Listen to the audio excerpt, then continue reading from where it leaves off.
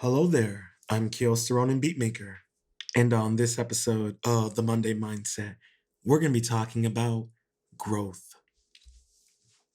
Since we are programmed toward full personhood, life is always both an active state of being and an ever changing state of becoming. It is a continual process of creating ourselves to meet demands of the present and those of the future. Dr. Leo. This is why I constantly stress living life as a lesson learned, for that is a state of an active being. The continual process of creating ourselves is fundamental to living in the moment, being present, for that is how we shape and create the future. The growth of an individual is not measured by success, but the fully actualized individual. For the fully actualized individual is the success. This will become your personal legend, your dream, your illusion. Call it what you would like. This is each and every individual's goal within their essential reality, just like the prey or the predator. For them, the active state is an ever changing state of life and death. There is no past, there is no future, there is only the present. For the present moment will determine whether you live or die, are fed or go hungry. It is a continual process that fuels and thrives the circle of life. Each and every one of us is the prey and predator within our circle of life. And the circle of life encompasses our friends, family, culture, social upbringing. Each and every one of us contribute to the present in those and the future. It is up to us to apply these life lessons and experiences towards our full personhood. Man is ultimately not molded or shaped into humanness or taught to be human. The role of the environment is ultimately to permit him or help him to actualize his own potentialities, not its potentialities. Maslow. Me and Maslow are on the same wavelength. I always say we are products of our environment. We can choose to learn from our environment or we can choose to become it. This coincides well with Maslow's statement because our environments are extensions of the human experience. As I said in episode 8, titled To Be Alive, the very viruses we use to abuse and extort our planet, we use upon ourselves. Look to the world around you.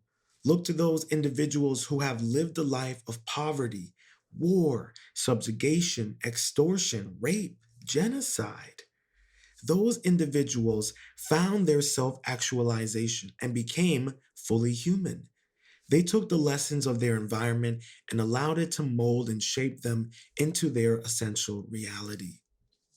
They saw their own potential within their environment. They reversed the programming I mentioned in episode 8, by which we are taught not to see the value in life, only to see what value life can give us. They saw the value in life. They saw the potential in being human. They searched for it within themselves despite the negative environment surrounding and binding them in chains. Those of us fortunate and grateful to be born in countries or areas where we are able to live somewhat comfortable lives or even wealthy lives, we need to reteach ourselves the value in life, the value in being the true self, rather than promoting and creating a false self and a false narrative that prevents you from actualizing your own potential. You've allowed the book of law to deem being fully human blasphemy. And like the Christian flagellants who whip themselves, we are taught to whip our conscience into submission, thus allowing them into the subconscious and furthering the book of laws programming. As Maslow says, Creativeness, spontaneity, selfhood, authenticity, caring for others, being able to love, yearning for truth are embryonic potentialities belonging to the species membership just as much as his arms, legs, brain, and eyes. These embryonic potentialities are the extension of our conscious body, embryonic potentialities that give life to our self actualization, allow us to see with eyes unclouded by hate, furthering our progression with our personhood, furthering the success within our personal legends. For these embryonic potentialities are the foundations of turning the living hell into the living dream. We are all capable of mastering these embryonic potentialities. They can become second nature to us and become a conscious extension of our arms, legs, brain, and eyes. These embryonic potentialities fulfill the yearning for truth. That truth is found within us, bound to the embryonic potentialities that cultivate our personhood. Growth may be viewed through the examples encompassing all of the embryonic potentialities Maslow has stated.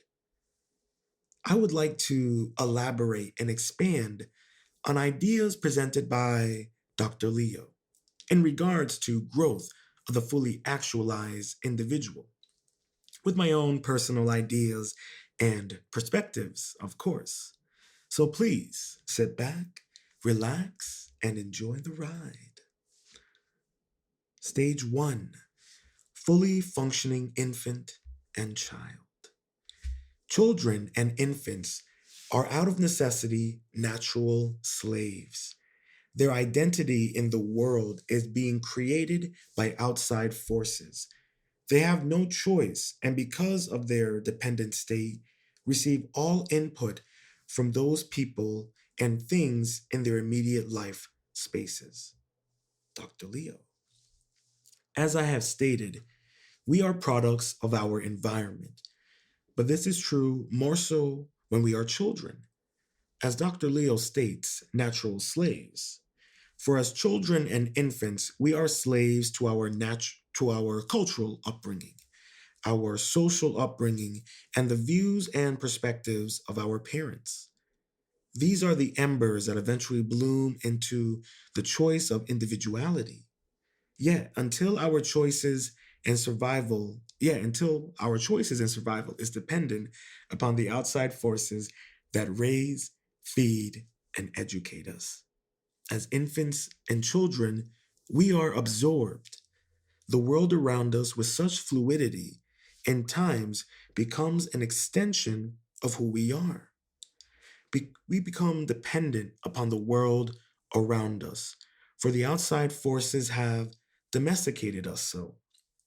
There are many of us, even as adults today, who are still natural slaves. Because the world that we live in can be dangerous if too much seeks into our pores. Intentionally or unintentionally, our parents, our outside forces are inherent creators of natural slaves. Many continue to do so, for what is taught is learned, and what is learned is taught. Our identities and the outside forces go hand in hand. We have to learn, we have to be free that we are not free. Or should I say, we have to learn to be free that you are not free. I'm getting that one mixed up. What is it? You have to learn to be free, you are not free. There we go. I feel that is the lesson many parents who value their own self actualization and value the growth and blooming of their children's. Bless you, Pablo. They wish to instill or raise their children with this mentality. The problem is that outside forces have just as much influence in raising and shaping our children, often with consequences that either shape or break children. And these very same outside forces may be the ones that birth and raise us. That's why children's minds are so malleable, and the lasting effects, as I said, may shape or break a child's self actualization.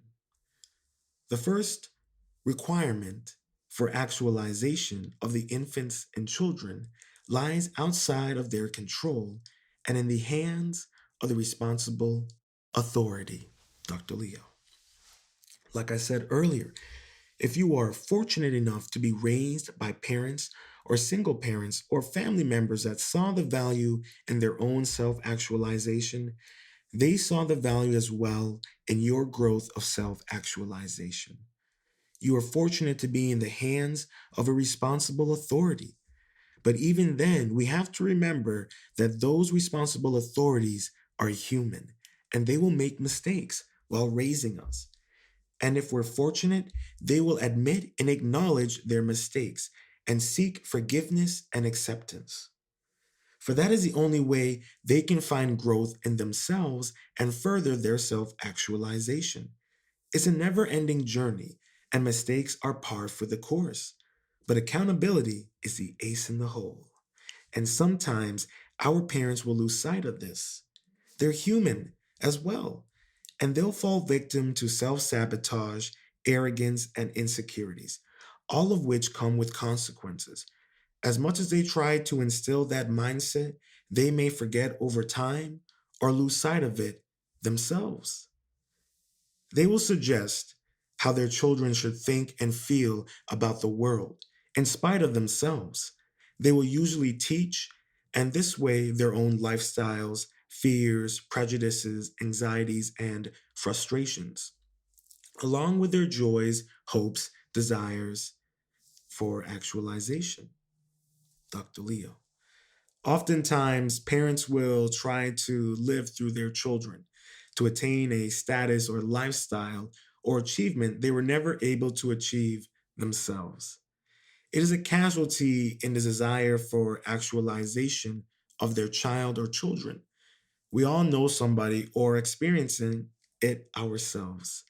Parents that push upon their own lifestyles to justify the life they have lived or wish to live. Or even better, the life they wish they could live.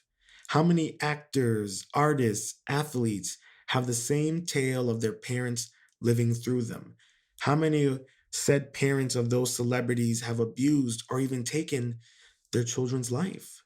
The same can be said for the average family.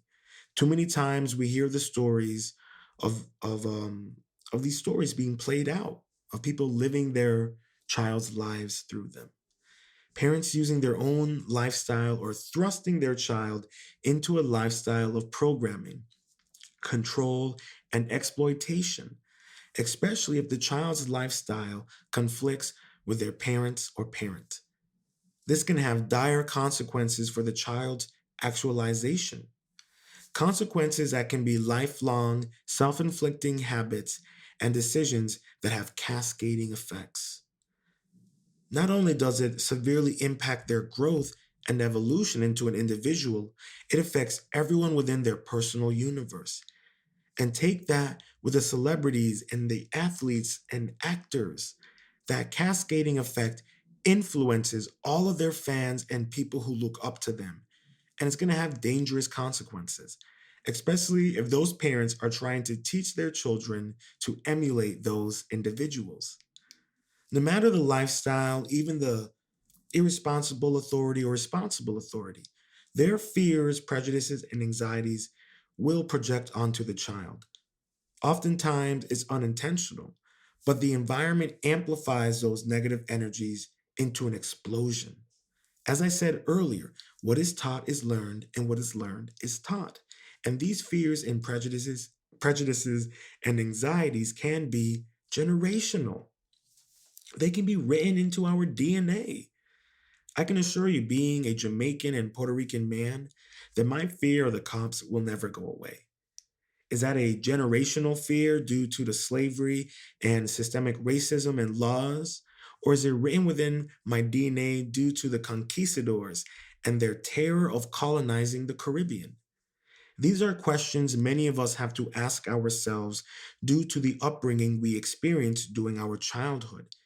And we must put some time aside to do some analyzing of our parents' upbringing and how that may have shaped and molded their life decisions and choices in raising us. Childhood is a time for play, for experimentation, for exploration.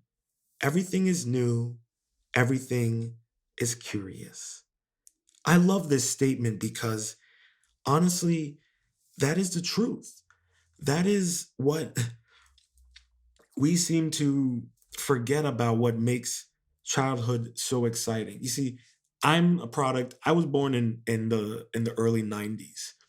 So, for me, my childhood, I spent a lot of it outside.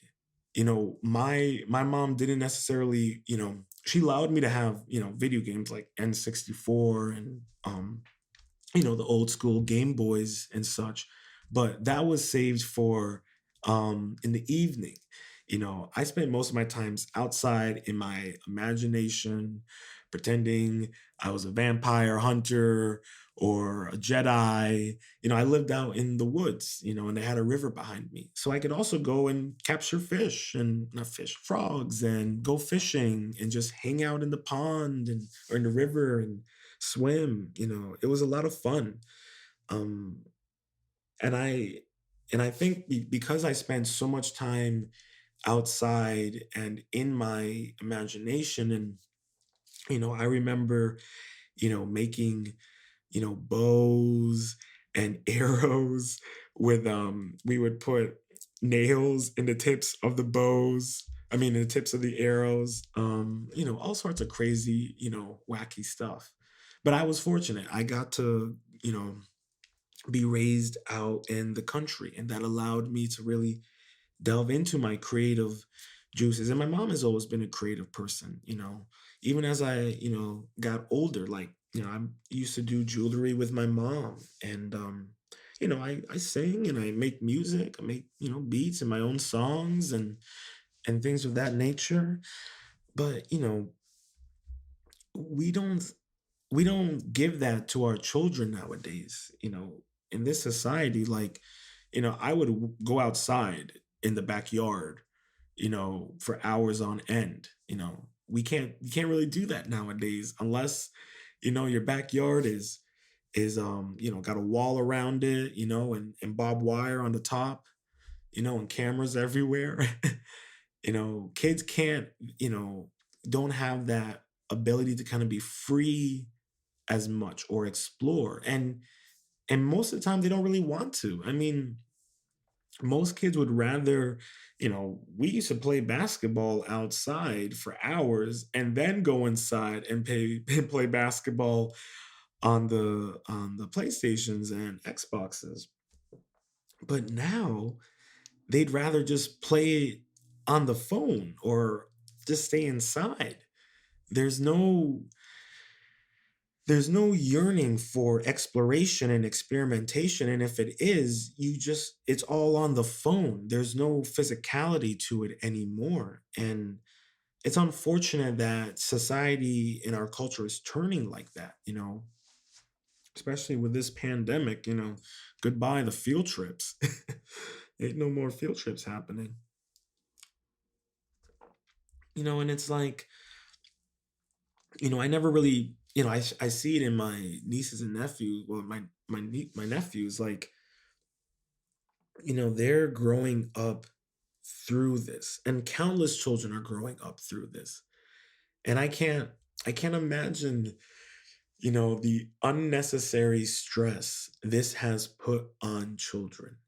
And a lot of that stress, unfortunately, is amplified by the parents, especially if they're, you know, really struggling. And, whether you're a single parent or with both of your parents, a lot of people are struggling. And a lot of children are having to grow up a lot earlier. Um, and they don't get as much time to play, to explore, to be curious because, you know, they could be 11 years old and they're taking care of their younger brother and cooking dinner and, doing all these things. Mom might be at work, dad might be at work. We live in that kind of era now. Even for me, I was a product of a single mother, and I'd come home, get off the bus, and be 2 o'clock, and my mom would still be at work, and I'd have to take care of myself. I'd have to make food and things like that. And even then, oftentimes, my mom wouldn't get home till 5, and I'd go outside and run around and hang out by the river. No adult, no nothing. I could have slipped and floated down, Hope River. But nothing like that happened. And we don't trust our children as much to explore and to be curious. We want to protect them and coddle them. And at the same time, I mean, it's necessary. I mean, I I couldn't imagine growing up right now. I remember this is actually, it just kind of popped into my head, but it's a fascinating little tale that I heard. But this artist, he was talking with I think the boy was 19 years old, and he asked the young man what was his first, you know, sexual experience. What was his first time seeing anything sexual? And he said he was 4 years old and was watching saw a erotic film of cosplayers, and it was only one girl and several men, and I'm sure many of you catch my drift. But imagine being 4 years old, and that's like the first thing you experience sexually.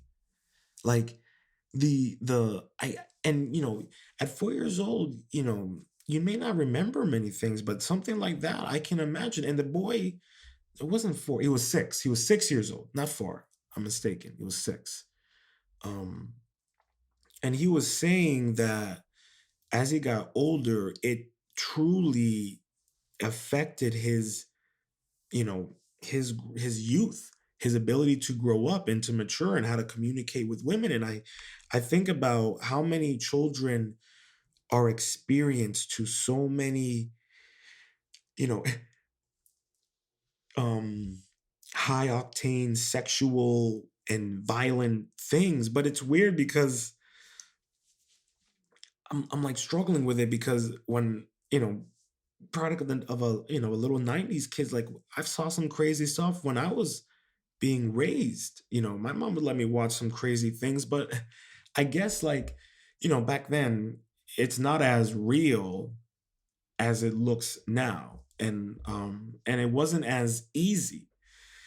Back in the day, it wasn't easy. You'd have to hit up Cinemax at like 1 o'clock in the morning or HBO, get some of that real sex. Oh Lord, those were the days. Oh man. But what I'm trying to say is that there's no more of that curiosity, of that exploration, of that experimentation, because many ways we kind of like we've deemed it dangerous or taboo. And I mean in Western cultures. I'm not talking about in Eastern cultures, and other cultures around the world. I'm talking mostly in Western cultures. We have turned play and experimentation and exploration into apps, into these structured, rigid times. And it's unfortunate. I remember, when I was, teachers don't get to have as much fun with their students as when I was growing up. And I think even with parents, like I said, it's parents, I don't know how many parents, I'm 29, I don't have any kids. I got my little chihuahua Pops, but I have seen, parents who are my age or older who aren't interacting with their child. They're just on their phone. Um, and their child, the child sees it and is receptive to that. And, you see children like that. How many countless times have you seen children at, grocery stores or anywhere where there's just an iPad in front of him, That's where the experimentation and the exploration is now. That's where the play is. You know, when I was a kid, there wasn't that. If the Game Boy ran out of batteries and you didn't have the charger, no extra batteries or anything, that was it. You had to sit there with all the other adults, or if you're lucky and fortunate, there are other kids and they liked you could play with them. Um, or you'd be, walking around. I remember countless being at adult parties with my mom, and I'm hanging around with adults, or I'm just wandering, or they just put me in a room and tell me there's a TV, and I'm like, oh, all right. um, or there'd be a bunch of other kids. We don't do that anymore. I mean, we, definitely can't now with the pandemic, but even before the pandemic, like, kids didn't explore. And if they did explore, they were on their iPads, even outside. How many times have we all seen kids outside on their phones? And then, we're trying to, I remember when, what was it, on Pokemon, it was something on the iPhone where it was like a Pokemon game, and it was a rave. People were running out into the middle of the streets trying to catch Pokemon, or going into the woods, and it was crazy. It was all sorts of craziness. And I mean, that was good. It got people outside, but they were still on their phones.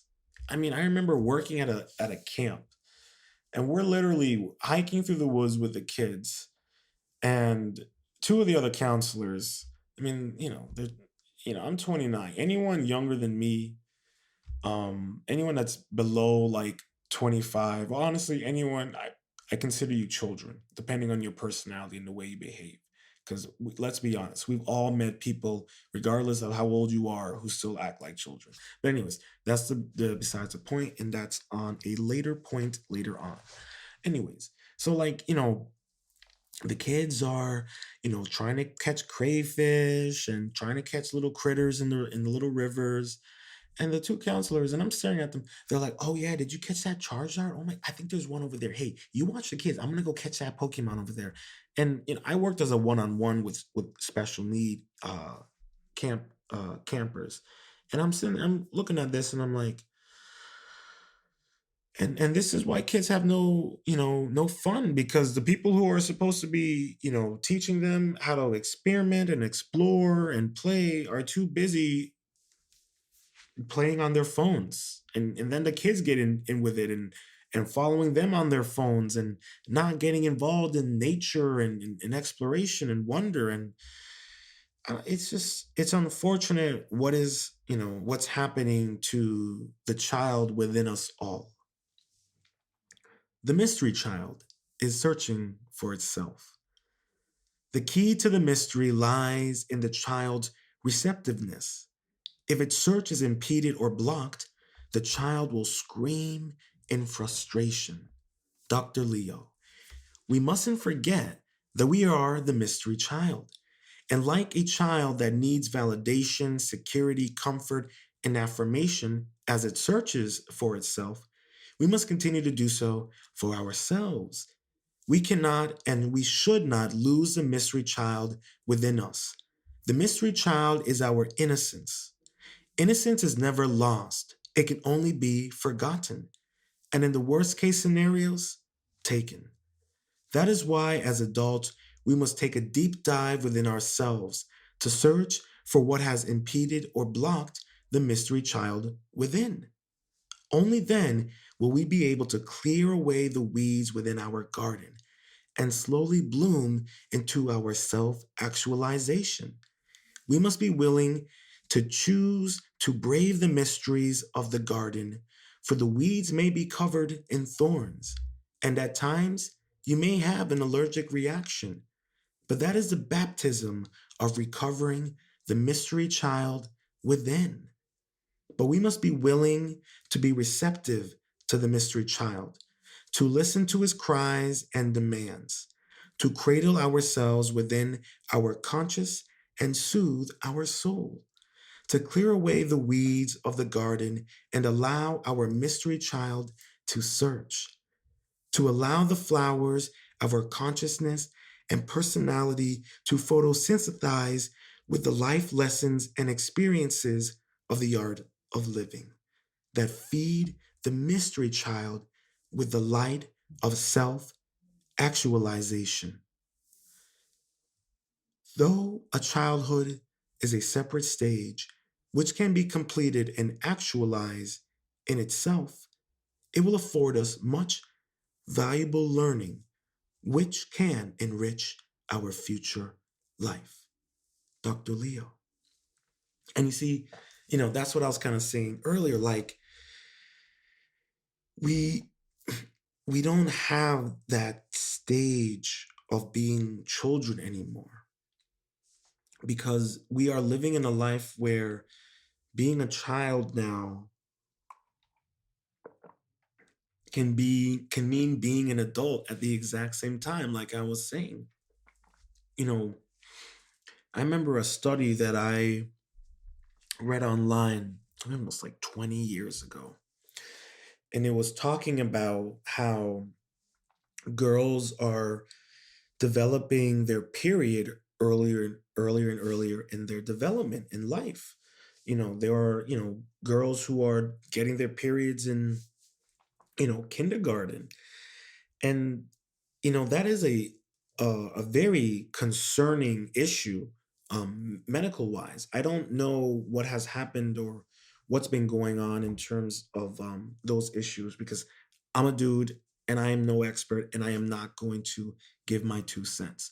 But I'm bringing up that study because it really is part of the fact that children don't get that stage to be a child anymore. I can't imagine what it must be like being a parent or parents or being a child that's in, elementary school and is already, got their period and is already starting to become a young woman at such a young age. And even with young boys, like I was saying, we have young boys and girls who are experiencing certain, you know, mature entertainment that back in the day for us it was late at night, or if it wasn't, you couldn't record it, there was no DVR, there was no Netflix or anything like that back in the day.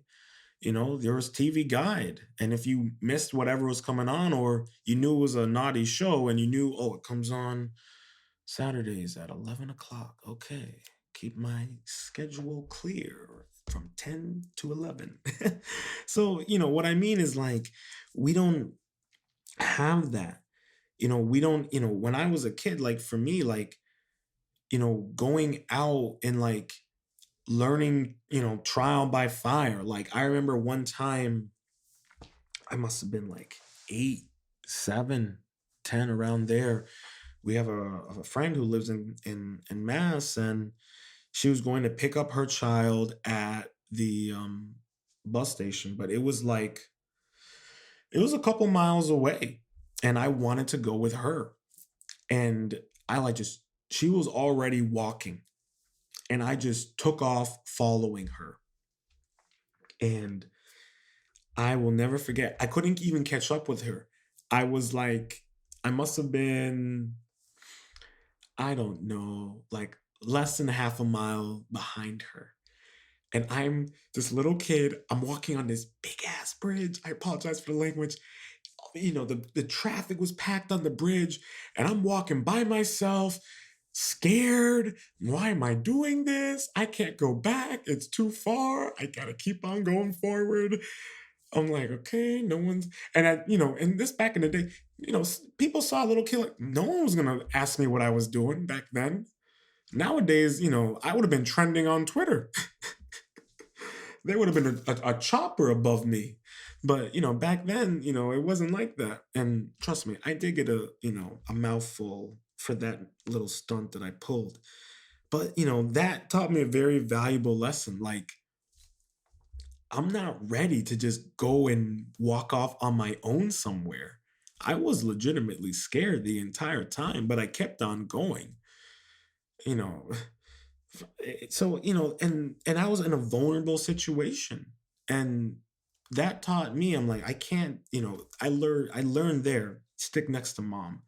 Even at this age, I'll be going running errands with my mom, and I'm still right there. But she's older, and I gotta look out for her now, especially with the pandemic and everything. But children don't get those opportunities to be in situations like that. And then, there are children who do, but it's like, working in the school system, I see plenty of kids that would go home on the bus, whether they were in middle school, and they'd go home. Sometimes they have siblings, they'd go home to take care of their siblings. A lot of kids, they don't get that time to just be a child anymore and to have those valuable learning experiences, and memories that you can look back to and be like, huh, all right, that was a bit of a wild risk that I took. And I hope that someday in the future we can get to a point where I hope that children can experience those things again and learn those valuable lessons and not be, coddled and guarded all the time. Sometimes, let them ride their bike without the helmet so they can learn. There were plenty of situations that when I was growing up that, I did something stupid and my mom let me do it so I would learn how stupid that was.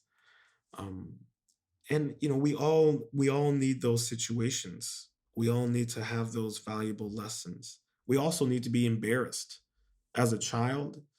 Honestly, I know this sounds kind of tough, but being embarrassed when you're a child can really put a lot of things in perspective. All right. I will never forget. And this is the best thing about when I was growing up. I guess being embarrassed now is not a good thing because you can get turned into a meme or a GIF, um, or if you're lucky, a TikTok star. But I will never forget. I was in sixth grade and I was in Latin class. Yes, back in the day when they taught Latin in school. I mean, they still do it now, but like, come on, y'all.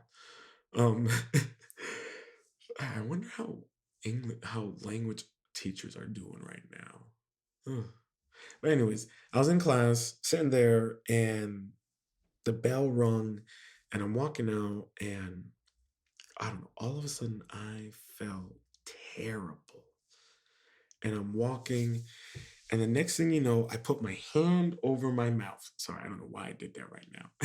I put my hand over my mouth, and I began to vomit, and I didn't have my hand I had my hand over my mouth, but I had like a little slip open in between my fingers and like a fountain just vomit just shot out of my mouth and landed on the back of this kid. And then I could didn't even make it to the bathroom. By the time I got to the boys' bathroom, I had already vomited. Anyways, I eventually make it to the nurses, and I'm sitting there. I got a temperature. They're um, calling my mom, and the kid who I vomited, he comes walking in, and we both lock eyes, and we just kind of start laughing. And he ended up going home too, because I mean he's covered in my vomit. But back then things like that. It was funny. It was an embarrassing moment, but it was like, I bring that up because like that's a funny moment, an embarrassing moment, but it's a memory. It's not, kids didn't have their phones out recording me and laughing at me and making fun of me. Back then when situations like that happened, we didn't like necessarily make fun of people. We were gonna be like, oh my god, I just vomiting over there. Like, whoa. But nowadays, we don't allow children to have those vulnerable moments and kind of, take it in. We're already have our phones out, and amplifying that embarrassment to a point where it's not something that you can look back at and laugh at. And we all have those, especially as you get older. Um, I remember this kid, we were on a field trip and we came back, and there was this giant pothole um in the entrance into one of the parking lots at our middle school, and boom, we hit it. And then we hear about the other bus, and this kid comes out. Actually, no, it was on our bus. Yeah, it was on our bus. He just happened to be in the bathroom in the bus, and he was taking a piss, and boom, and he came out with piss all over his pants, and he was laughing up a storm. We were all laughing. He was embarrassed, but we were all laughing, and we were making fun of him, but it was lighthearted, and everyone had a really good time. It was a great way to end the field trip for everyone. Even the teachers were like, "This is nasty, but it is funny." Um, if something like that were to happen now, I don't think we would, children or young adolescents would would laugh at it and enjoy it, and and be lighthearted. We would make fun of them and bully them and harass them about it and mock them online, and it's just unfortunate that that kids cannot have the experiences that we've had as children that enriched our lives, whether it was embarrassing or a valuable life lesson. But we can look back at it and be like, huh, that was a good one. Huh, man, that was embarrassing. I can't believe I did that. Oh my god. But we can enjoy that. And sometimes nowadays those, things happen with with videos and TikTok and Twitter and whatnot. And people can support them, and they can be really funny memes that last, and they're great. And sometimes they can ruin people's lives and make them really depressed. So, that's something that we have to acknowledge and realize that our children need to have that vulnerable stage. They need to have those experiences. And we need to be receptive to it and open to it, and support them and motivate them to do it. We shall want to maintain the childhood thirst for knowledge and exploration. We shall need to retain some of childhood's sense of wonder, of risk, of trust, of spontaneity, of fantasy. We shall want to discard childhood ways essential to a child but destructive to an adolescent and adult, without losing the optimistic, and this will give us the childlike view of life. Dr. Leo, I totally butchered that one. Stage 2, the fully functioning adolescent. In assuming the struggle for I, we were not only a problem for others, but also became a serious problem to ourselves. Dr. Leo, how many of us are still struggling with I? For this may seem like a burden for an adolescent, but is very much a burden for any individual in and of itself who are adolescents or older. Because at times the struggle with I is in conflict with the false self and the true self. And in the climate that we live in today, that struggle will encompass the entire world if we let them in. And that will cause the problem to not only self inflict, but inflict upon others.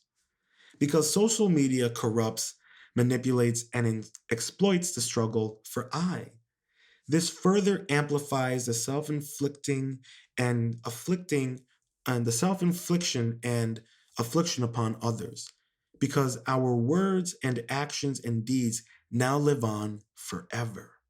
How many of us are willing to promote the false self in order to admit that we have failed the true self, no matter the damage done upon ourselves and the personal universe? Passive aggressive behaviors that social media allows us to perpetuate and consume the struggle for I. The struggle for I has always been unknown territory, regardless of the era. But I feel our technological modernization has made the struggle for I damn near impossible for anyone to truly overcome. We have been domesticated and do not seek out self reliance and self value and self worth. We have been domesticated to seek out in the likes, retweets, follows, and comments that we get on all of our various social media platforms. Because society has decided that that is where the struggle for I must take place, not within ourselves or life experiences or choices, decisions, and interactions within our environment and our personal universe. No, it is up to the masses to decide our fate and our struggle. You can choose not to give in to this domestication. You can choose to not live the struggle for I in such a manner. Dr. Leo says it is the initial realization that we are not they, but we, ourselves, and I. The pity is that the most vital characteristics of our adolescence, so necessary for realization of the self, are those most abhorred by adults and society, and therefore most often frustrated. And how true is that? You know, it's so difficult to be a teenager nowadays because the things that you may want to experience or try out, we have created a false narrative that it is dangerous, that is exploitive, that it will corrupt you, or our parents will completely lie and create such elaborate lies and constructs around these things that it makes it damn near impossible for a teen to understand or to experience it. And oftentimes, the harder parents try to protect and prevent their children from experiencing certain things in life, the child wants it even that much more. And at that point, they are not afraid to do it in any manner. Think about those areas in the South and Midwest where there is high teen pregnancy and STDs, because in those areas, the church is what rules. Kids, they don't teach about, they don't have health classes to teach about female reproductive systems, male reproductive systems, STDs, all of those things. They don't teach that. And they don't, have Planned Parenthoods or talk about wearing condoms or anything like that. So these kids don't have an outlet. They don't have anyone to learn from because it's abhorred by the adults, the society, the church, whatever has deemed it, untouchable. And so you have in those, southern states and midwestern states and rural areas where it's the poverty is high, but the church is even higher.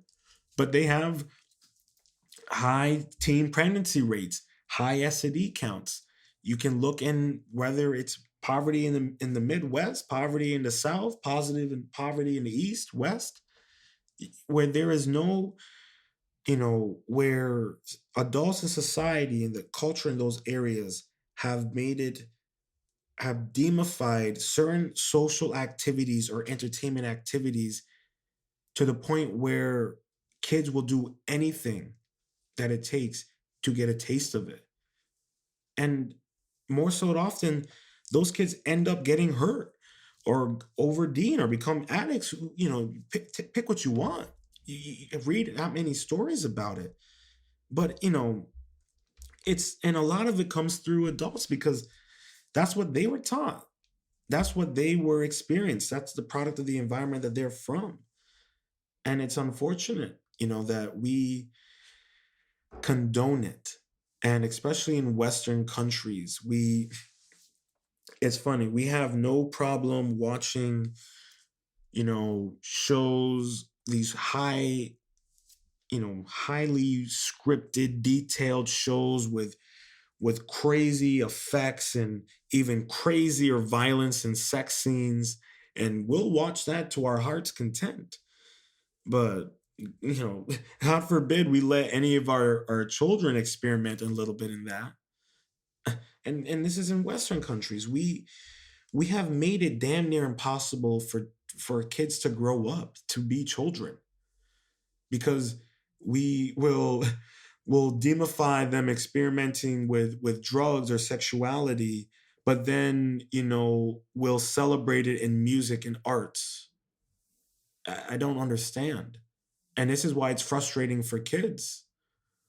This is and this is why it's extremely difficult to grow up right now in this society because you know our society has made it so difficult. I mean, I can't think about it this way. Imagine being a 15-year-old kid and your mom is trying to be some hot middle-aged Instagram mom, and you have to deal with that. And you're gonna have friends who see that, and they're gonna bully you about it and maybe talk about how hot your mom is and all these things, and it's like um that must be difficult for a child to experience, to live through, or even more so if you're how many videos have we seen of parents getting into fights and their children are right there, and sometimes their children get into the fight or their children are egging them on, and it's so unfortunate because then and people are recording that.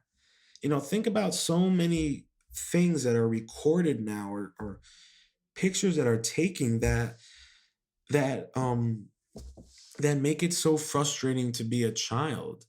You I it's just crazy to me, like how impossible it really is to be a child. A child that is free to explore and experiment their individuality. But we don't appreciate that anymore in America, in Western societies.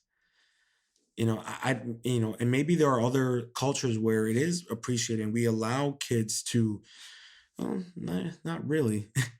It's hard. It's getting tougher because the hypocrisy in what adults abhor and within our society, I can't imagine now for kids how it must be. And I sympathize with them. When I was working in the school system, I would tell kids, like, you can live life the hard way or the right way. And I'll tell them, take time to really learn about who you are and what you want to do as you get older, and don't rush things. Take your time. Um and be mindful that you have time to find out who you are, and despite and regardless what your parents may want for you or may desire for you, acknowledge it, listen to it, and but still take that time to find out who you are. The kids I worked with were between the ages of 15 and 18, and a lot of them had good head on their shoulders, and they were going places, they were going to succeed despite the hurdles that they were facing. And others, they were too frustrated because you would hear it in their voice, and you would hear when they complain about their parents or complain about the way they were brought up.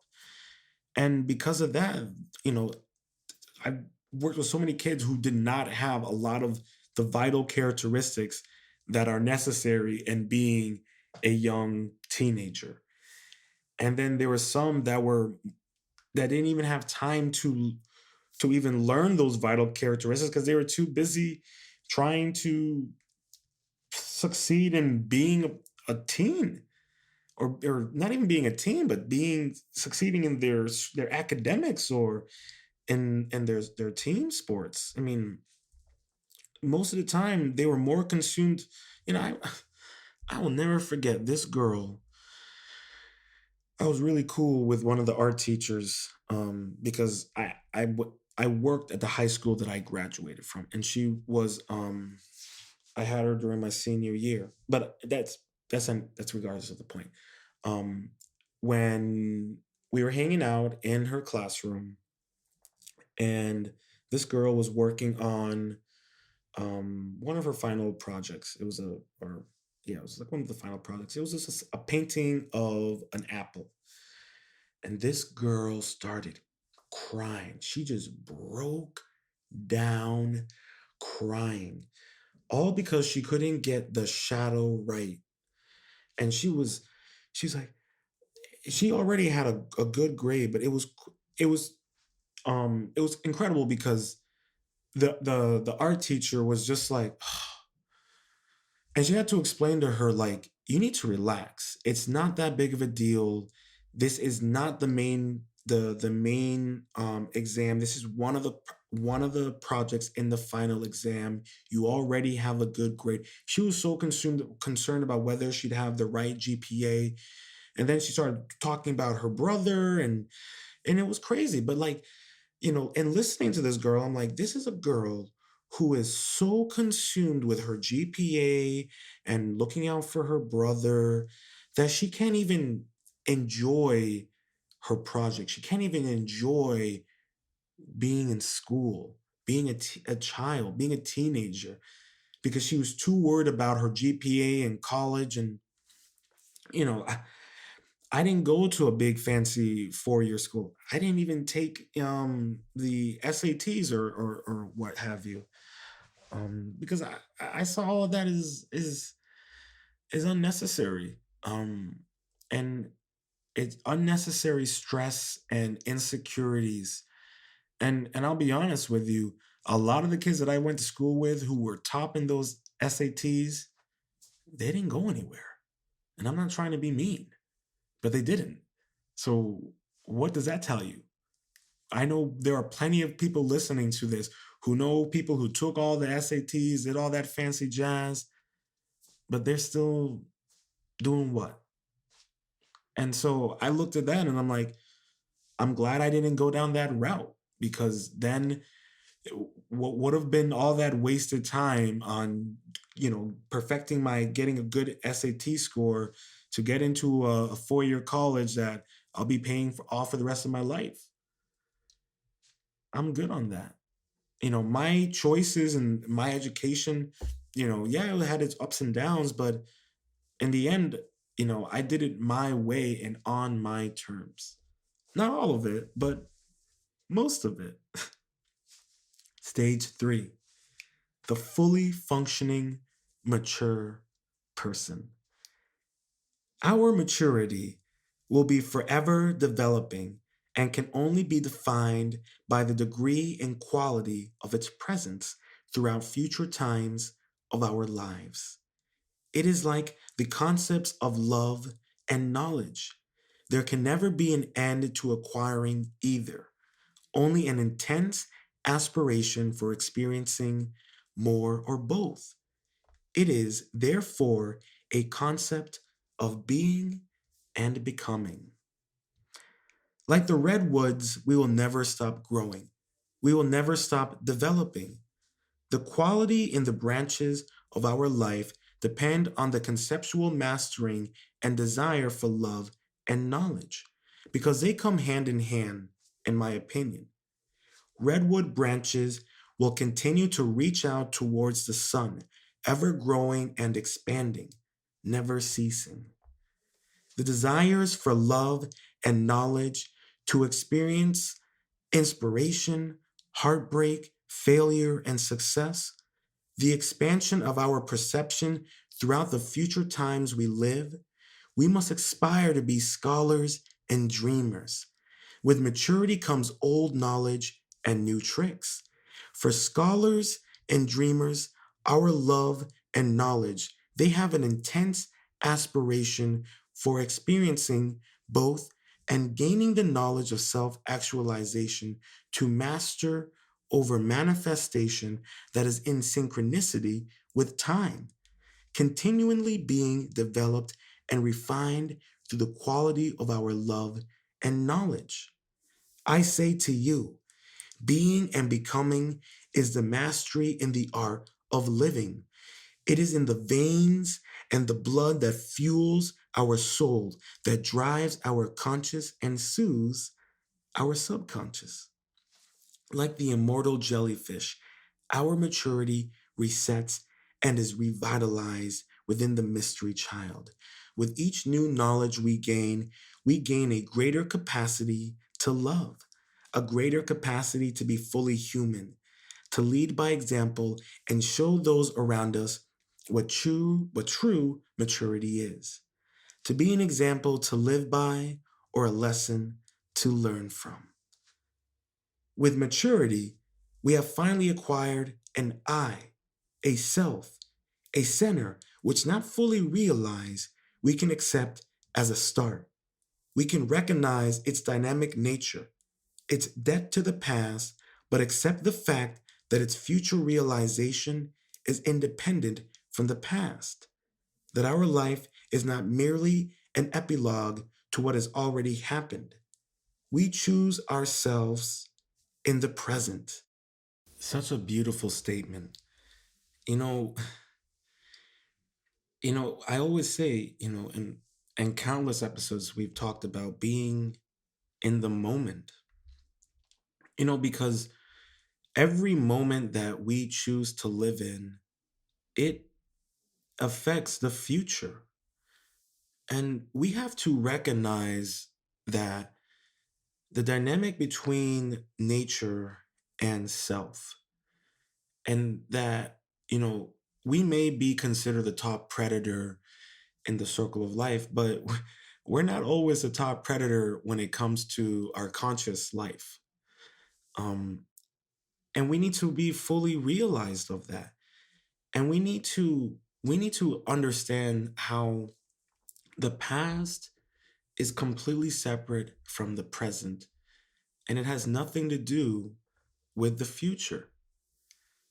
And we struggle with that because we live in a society where the past, present, and future are all in one, but not in a sense of being in the present, but in the sense of reminiscing about the past, confused and conflicted about the future, and never paying attention in the present. And that is the world that we live in nowadays. There's no being present anymore. There's no accepting the future's potential within the present because we're so dependent on the past to determine our future. We're so quick to write the epilogue when, we haven't even started the introduction. And I hope that, I'm hoping that with this podcast and whoever listens and whoever hears this, that maybe they'll start beginning to finally acquire or reacquire the maturity to focus on the I. And if you finally have acquired it, you need to not lose it. You need to take time and understand the dynamics within your personal universe. Not only within your personal universe, but within your personal legend. You need to live life as a lesson learned. And living life as a lesson learned does not mean living in the past or thinking about the past or thinking about the future. Living the life as a lesson learned means everything that you have experienced is a lesson and you move forward. You don't dwell on it. You learn from it, you acknowledge it, and you move forward. And if another situation appears similar to the past one, you don't take a deep dive into it, you acknowledge it, and you move forward. And that is what's so important about being able to actualize the future into the present. And that's what's so important about being able to choose who you are in the present. Because who you are in the present each day affects the future in each day. You know, We have the ability to master and control our maturity in a way that is fulfilling, and it fulfills and it controls and it latches on to the dynamic nature in the essential reality. But it all comes to us being in the present and accepting the challenges that come with the present. Theorists Rant, May, Bakan see the forces of conflict to be totally within the person, with maturity being achieved through a dynamic balance intraphysically, a resolution of these conflicts within themselves. Dr. Leo. And I agree. I would agree with these theorists. I believe that, our worst battles, I think it was in the movie Creed. I love Rocky Balboa and Creed. I haven't seen Creed 2, but I love those films because they are films about the struggle with fully actualizing I, and the conflict that comes with actualizing I. And there's a scene in Creed where Balboa's training young Creed, and they're standing in front of the mirror, and he's like, "You see that man in the mirror? That is your greatest opponent. When you are in the ring, that's the person you're fighting." And I love that because, you know that is such a crucial thing in the war of the art of living, so to speak. We are our greatest fear, we are our greatest demon, we are our greatest strength, and we are our greatest weakness. But we have to understand that that is all internally, that it's within our mindset. And that's the beautiful thing about the Rocky movies, and any kind of movie like that, but particularly, especially like Rocky Balboa. um there's a beautiful scene with his son, that I love, and I'm trying to remember it. um okay, here it goes. It goes, "Somewhere along the line you changed. You stopped being you. You let people stick a finger in your face and tell you you're no good. And when things got hard, you looked for someone to blame, like a big shadow. Let me tell you something you already know. The world ain't all sunshine and rainbows. It's a mean and nasty place, and it will beat you and keep you down there permanently if you let it. But it's not about how hard you can hit, it's about how hard you can get hit and keep moving forward, how much you can take and keep moving forward. That's how winning is done." And I love that because that is the the resolution in the conflict of within us. That is the ever, for me, that quote is what it means to be in the conflict of yourself. Because every the way people treat you, the way they behave, it's a reflection of how they feel about themselves. Same about you. If you are someone who is always condescending to people, who is rude, who is kind of a bully, that's, you're treating the people the way you feel about yourself, because you feel that you're always being condescended to, that you feel that people are being rude to you, that you are a bully. You're just treating people the way you see yourself, the way you feel about yourself. And those people, and there are so many of them, they have failed the true self. They have given in to, I mean, it's not even the false self, it's just a negative persona. I mean, I'm not this whole, you know hip doobity doodah, skippity yay, my oh my. I mean, I am, but I'm within reason. I do have my days where I get lonely and depressed, and and I'll be having conflict. But I know in those moments of conflict, it's within me. It's not something physical. It's not someone else. Yeah, people and outside forces will affect you, but in the end, it really is an internal battle of how you're gonna handle this situation. How are you gonna handle the conflict with maturity, with love and knowledge? And that's the only way that we can face the internal conflicts that we are experiencing outside of us is with not love and knowledge. And within love and knowledge is patience, is being open-minded, is listening, is ingesting, is taking in and waiting to respond.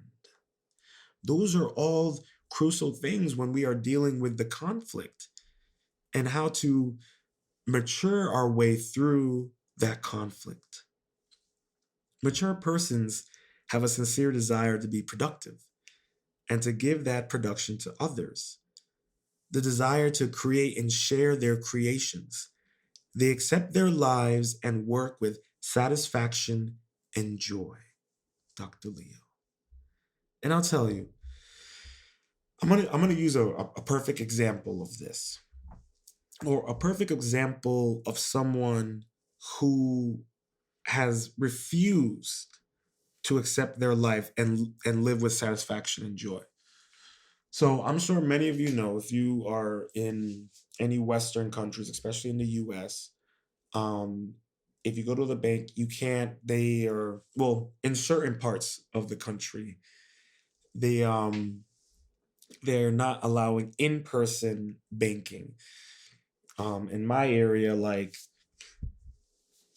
when the numbers of people getting it was low, then you can go inside the bank, but it was like by appointment and the whole song and dance, if any of you know what I'm talking about.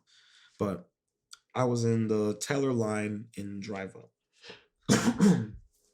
And so it was a decent wait. So I get up the front and I'm doing my thing, and I see the woman who comes, and I'm like, oh Lord, this one. And I'll give you a breakdown afterwards. So she goes, "Hi, how are you?" And I'm like, "Oh, I'm doing good. I would like a money order." And I wrote on the back, and before I could even finish what I said, she had already walked off. So I'm like, "Oh, okay, just walk off while I'm talking. All right." So I sat there, and I knew that she knew what I wanted. um I, in my mind, I'm like, it just would have been it would have been nice had you just let me finish what I was saying. But then anyway, so she comes back, and she sends back all my stuff. Boom, and she's like, "Oh, have a good day," and just starts walking off. I'm like, "Wait, I would like an envelope. I would like an envelope." And she goes, "Huh? What do you want?" And I was like, I would like an envelope, please." And she just goes, "Send it back." I get my envelope, and I laughed off, and I was just laughing about it because I thought it was like this. It was just so funny to me how, and it still is to me, how she got so upset at me for asking her to do her job. And it was like, and it was nothing big. It was just an envelope. But I just think it's funny because she was so quick to just disregard me.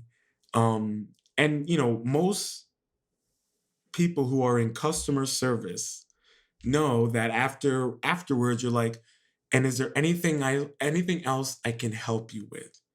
And either they say, "No, I'm all good, thank you," or, "Oh yes, can you help me with this?" Or, "I had a quick question," and then life goes on.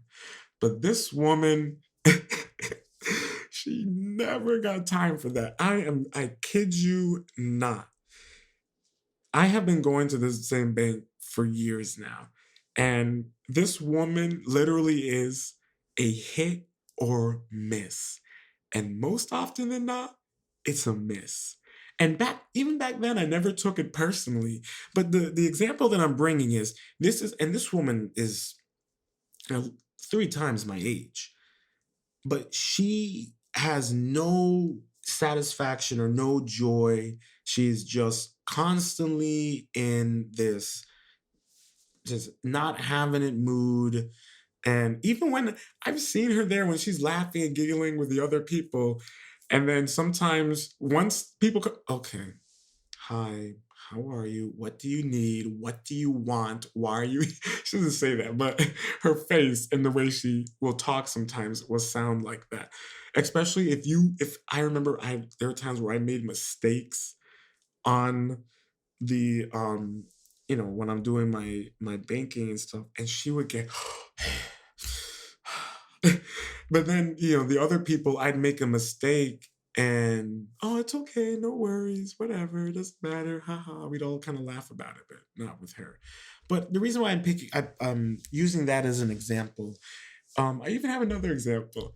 This is another good example. I like this one. This is funny. Me and my mom were at TJ Maxx, and we were just looking around, picking up some things. My mom likes to make these little care packages for family back home, and so we also had brought some old sweatshirts that I didn't want, and we were gonna get the money back and use it to pay for the stuff at TJ Maxx. And so we get to the front, and we tell the cashier, it's a young girl. She must have been like, I don't know, 21, 22, a little child. And she just goes, we're like, oh yeah, we'd like to, return this stuff. We don't want it. We have the receipt. She's like, oh, well, I don't know. It's from last year, and we have a policy. And so, oh, well, and she's like, well, I'll see. I'll see. I don't know, but we have a policy. And her manager just came by. He's like, hey, well, they want to return this, but look at the date. And he's like, yeah, okay, well, just do that and you're good. He's like, but look at the date. Yeah, okay, whatever, just do that. And he just went on his day.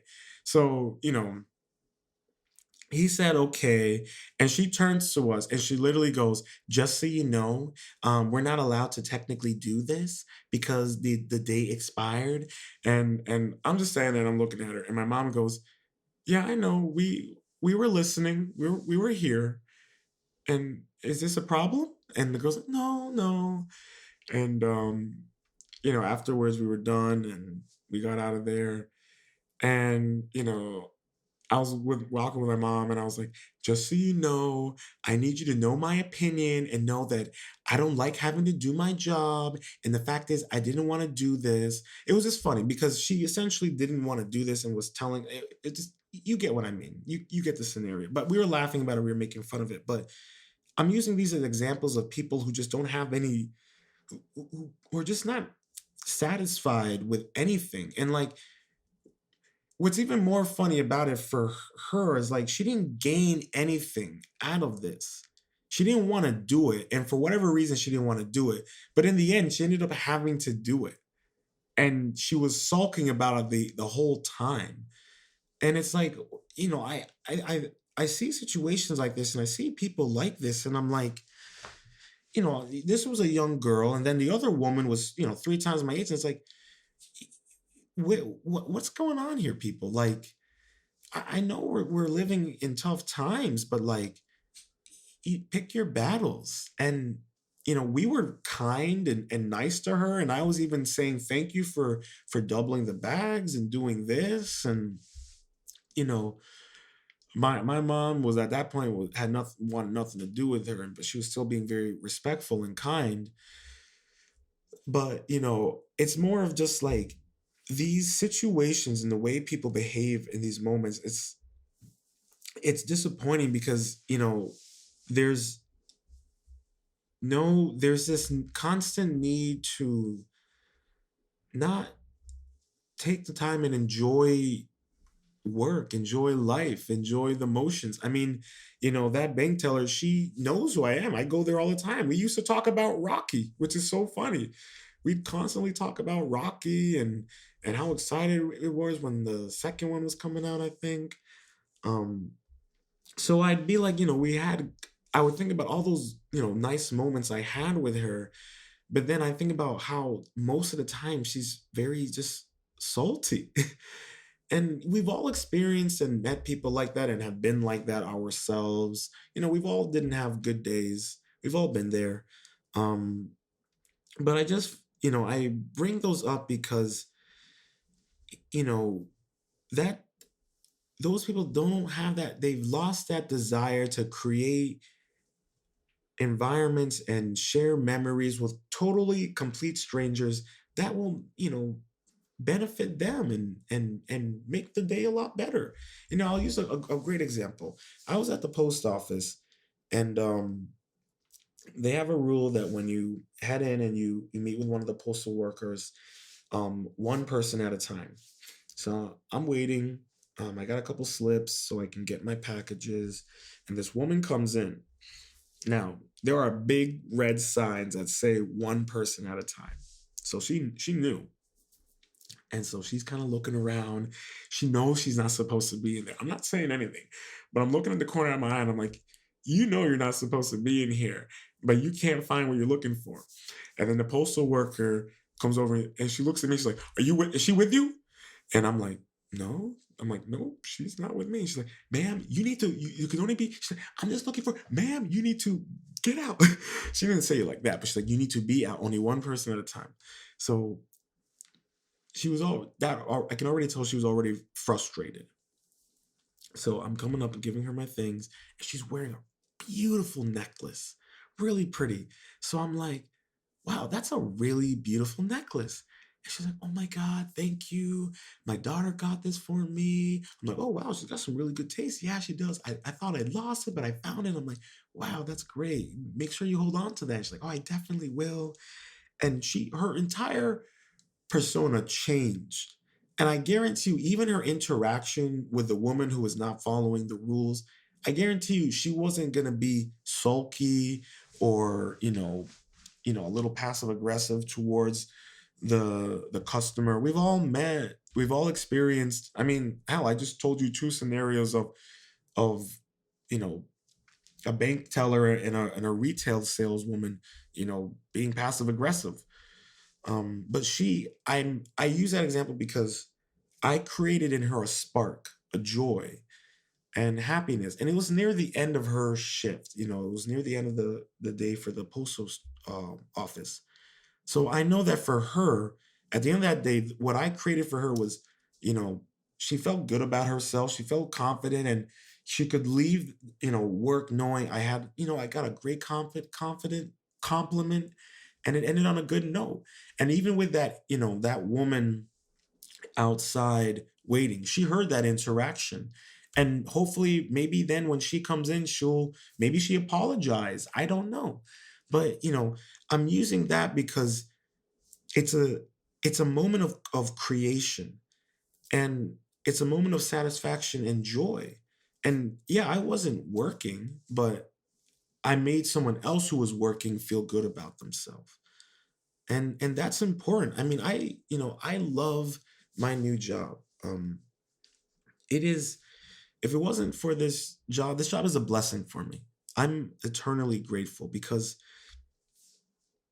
it's the first time in a while where I work somewhere where I'm truly valued not only as an employee, but as an individual. And that's something that's really hard to find nowadays, especially in employment. And I am very fortunate that I'm still employed. My hours are severely cut, but it at least it's a routine. And I get so excited when I go into work and see, the older individuals, the elder that clients that I drive home, and I also clean and maintain the facility. And it was a huge responsibility to take up. Um, but it was a responsibility that has made me a better person, and has made me improve my own personal life. I'm a custodian. I clean, and I love it. I get excited for cleaning. For a perfect example, um Ron, the guy who comes, he has a cleaning company, and he comes to power clean the floors and the rugs. And he was coming in, just looking at what needs to be done, and I was kind of pointing out, some stains and things here and there. And he was like, "Man, your floors, you don't really need too much work done on your floors. You do a fantastic job of cleaning them." And I was like, "Oh wow, I really appreciate that." And he's like, "Yeah, man, and I would hire you any day to come clean the floors at my place." And this is coming from a professional. And that gave me such satisfaction and joy in my work. And the fact that a man who runs his own business, and I've seen him and his crew come in and clean, and there's some wacky funny individuals and some characters, but they know how to work. And he just has his business down to precision. And hearing him compliment me like that, it made me feel so proud of myself, because you know I struggled when I started working there. I wasn't doing the best as I could have been doing, and some of the expectations that they were expecting of me. And they communicated to me like a human, like a person, what the expectations and what they would like me to improve on. And they even get to the point where they worked out a checklist of things that they want me to do. And they've kind of even taken some of the load off and cleaned certain things that I don't need to do. And it brings extra satisfaction and joy for me, because even though my hours are severely cut, I still get excited when I head to work. And I still, at the end of the day, get proud of how clean the floors look, or how well the toilets look. And I put in a good extra amount of garbage bags, and they're going to be set for the week. And it just makes me feel really proud and satisfied. And I want everyone to experience that. We all should deserve to experience that. And if you're not, I'm sorry, and I hope that you'll find that. And I know you will. You can't give up on it. Even if you're unemployed, I understand that. I was unemployed when we shut down for the lockdown. I get it. But I want you to know that if you are fortunate and you're still employed, use that. Be fortunate, and be happy about that. And take that energy and spread it to your coworkers. Spread it to the customers. Try giving out one compliment a day to a customer or to a coworker, and see how much of a difference that makes in their day and in yours, but in the moment especially, because that moment can last, and those feelings can last, and you can end up having a better day. Dr. Leo, artists of life are spontaneous, accepting, flexible, receptive to new experiences, suspicious of reality. They are harmonious with external forces but autonomous, busy with the process of inventing their own lives. They see existence as a series of choices, the selection of which they must determine, and for which they are singularly responsible. They care about respect and appreciate the world and society in which they live and the others who cohabit it. Even if they may not wholly agree with them, they believe in their own personal needs and potentialities, and realize that these may often conflict with others, but they recognize that conflict can be a positive force for growth and change. Dr. Leo. Stage 4, the fully functioning, intimate person. I must create a system or be enslaved by another man's. I will not reason and compare. My business is to create. William Blake. My business is to create. That is a statement that truly solidifies my journey. My grandfather, may he rest in peace, may have heard this poem. If not, he knew he didn't want me to be enslaved. He saw the fully actualized person before I ever knew who I was. And I am fortunate for that. But we all can be this fortunate.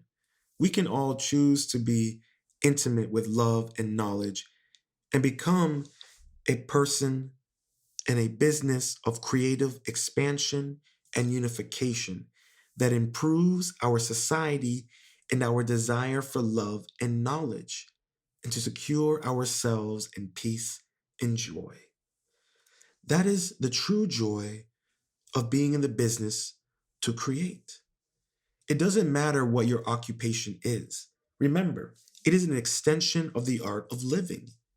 We can never talk down or disregard anyone's employment or career, because what they do is a form of art that we do not have the talent to appreciate or grasp. But we can be grateful and support their creative endeavor because it may provide us with the ability to live, to be entertained, educated, and loved.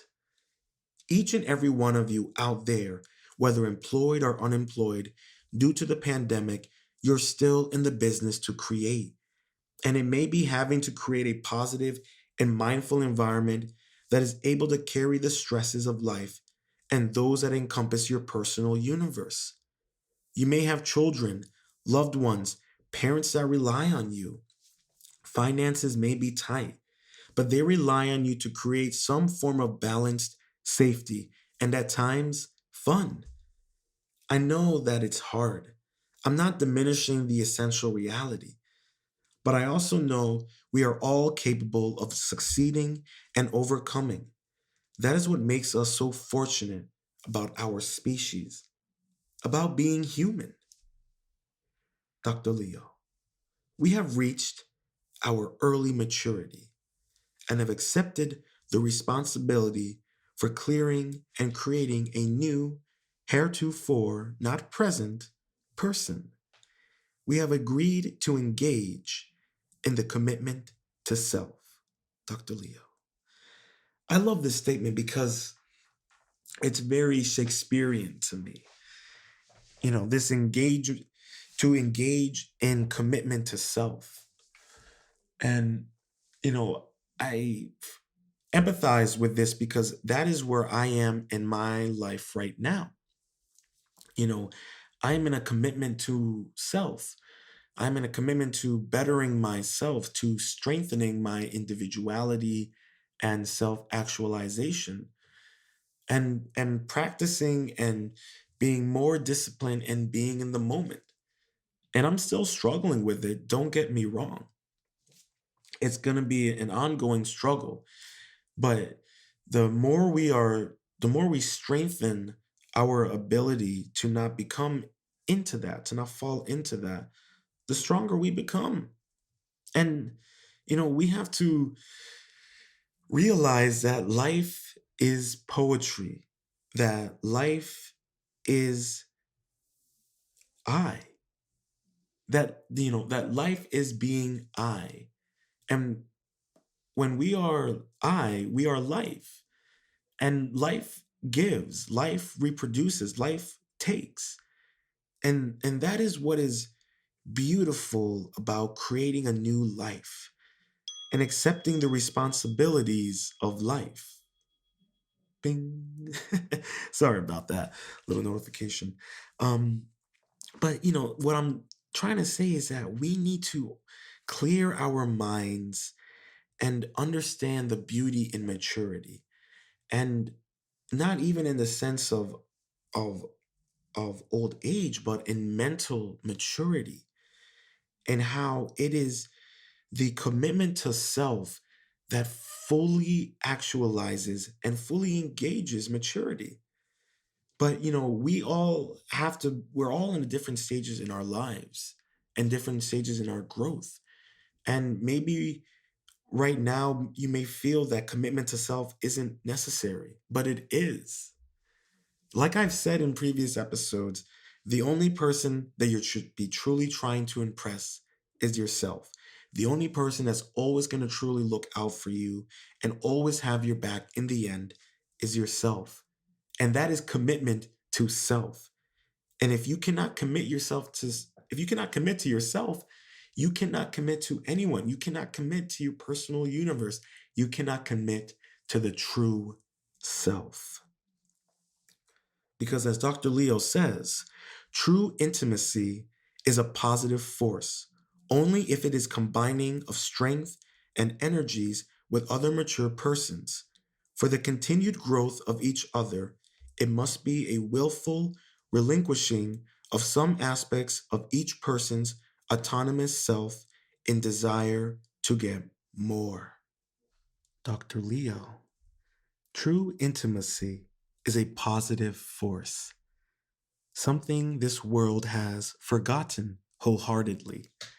We have been consumed and domesticated into the desire of exploiting intimacy for our own personal security and gain. Many of us have fallen victim to relationships with individuals who sought to exploit our intimacy for their own insecurities and self inflicting tendencies. This has been amplified tenfold by the introduction of social media, for there is no such thing as intimacy anymore. There is no such thing as leaving a little something for the imagination or to be desired. We have been so accustomed and trained to put our intimacy out there without any regard for the consequences or backlash we may face personally or with our loved ones. The idea of true intimacy has been infected with narcissism, jealousy, and passive aggressive behaviors, and we have all been victims and perpetrators. I hold myself in that category as well, and I hope you do so the same, because it is necessary so that we do not make the same mistakes and create a ripple that subjects other people to an endless cycle of toxic intimacy. But it's so hard nowadays, so hard to find true intimacy. I struggle with it myself. I have this habit of falling for individuals who pretend to be the true self, when in reality they've already given up and have accepted the false self. I was talking with my therapist today, and he was telling me something that I never really thought about until now. He said that I need to find someone who's on a similar path and level of self actualization as I am. And he's right. I continue to fall for individuals who were never going to be on the same path, individuals who never truly wanted to combine the strengths of our love and knowledge to build our own personal universe. I'll be honest with you. I've known for quite a while what I wanted in a relationship, the type of individual I would like to spend the rest of my life with.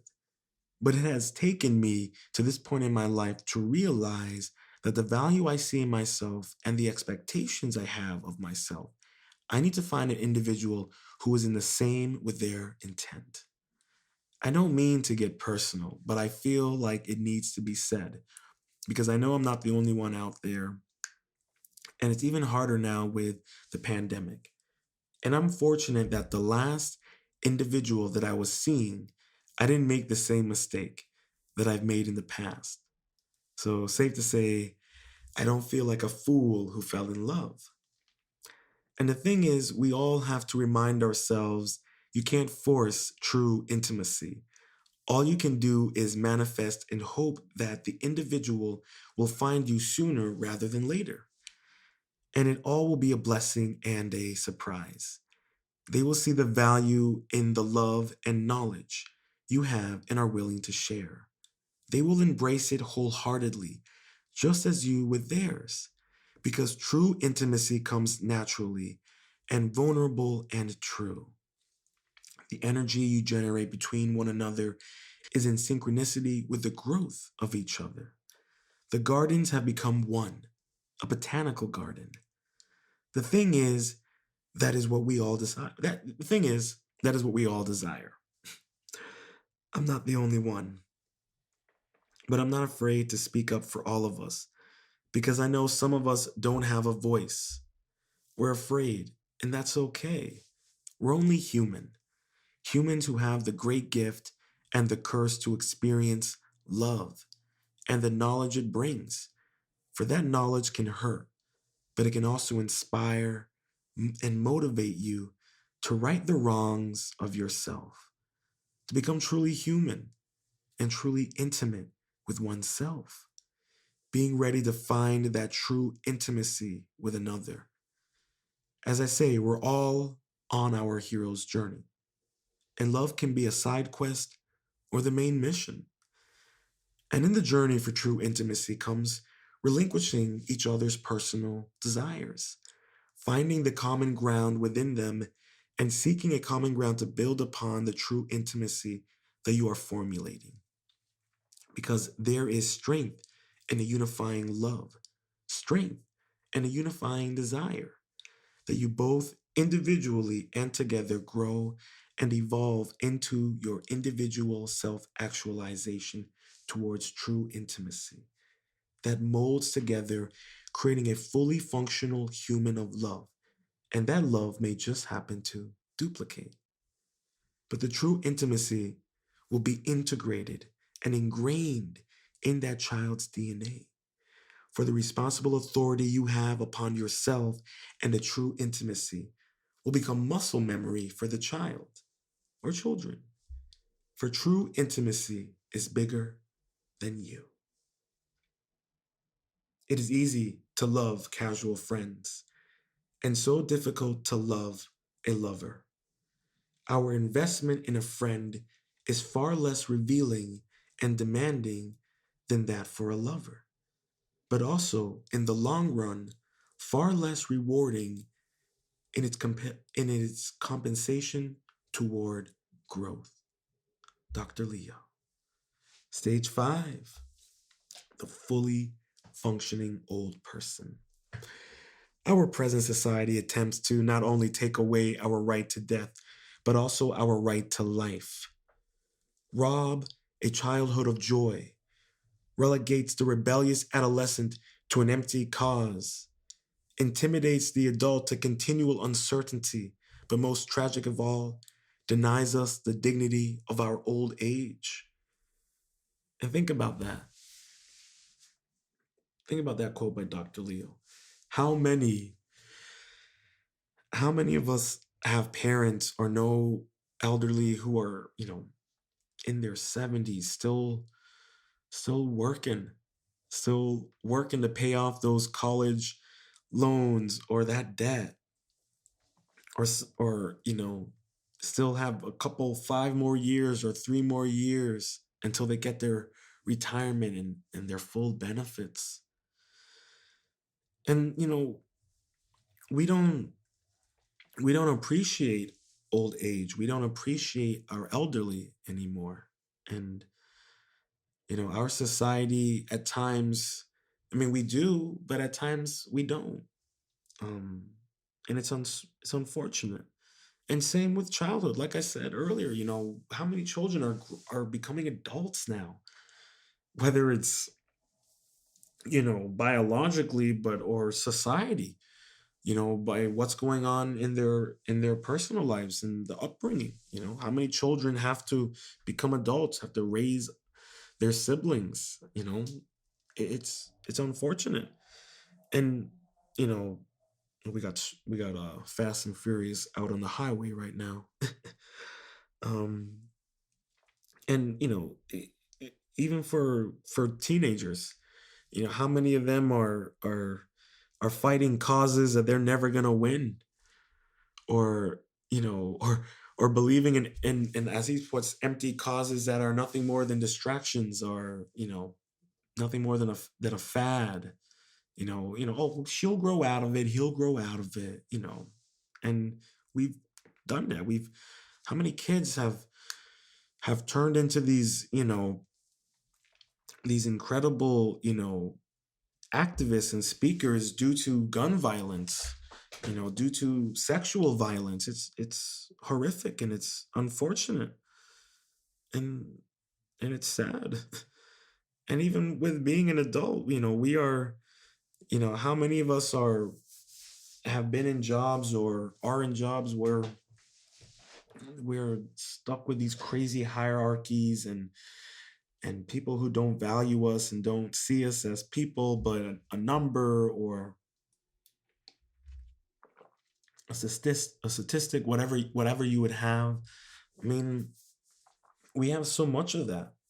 We don't we have made adults into these caricatures, and we've made employment in certain jobs caricatures, and you know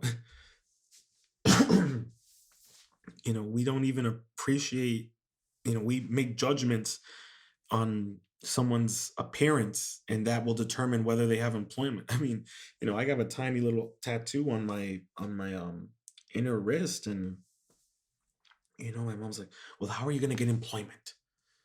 And I'm like, well, mom, I wear long sleeves.